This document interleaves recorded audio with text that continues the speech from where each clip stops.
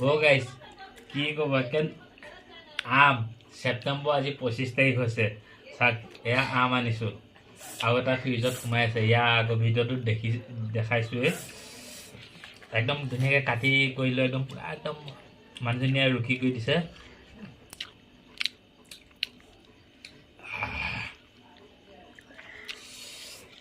অকণমান টেঙা আছে কিন্তু এনেকুৱা মজা লাগিছে তাতে একদম বইল চিকেন এনেকুৱা মজা লাগিছে খাই অকণমান জ্বলাই দিছো